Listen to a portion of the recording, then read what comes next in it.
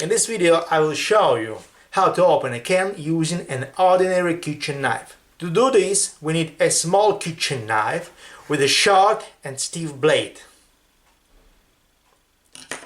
If the knife is long or the blade is too flexible, you may cut yourself. First we need to make a hole in the can. With one hand we hold the knife. With the other hand we hit the handle from above, like this.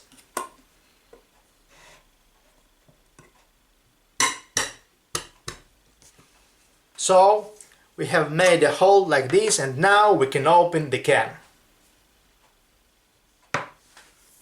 To do this we must hold the can firmly with one hand and gradually rotate the can counterclockwise, like this. With the other hand we take the knife, which we must insert into the hole, and begin lowering rotational movements in a clockwise direction.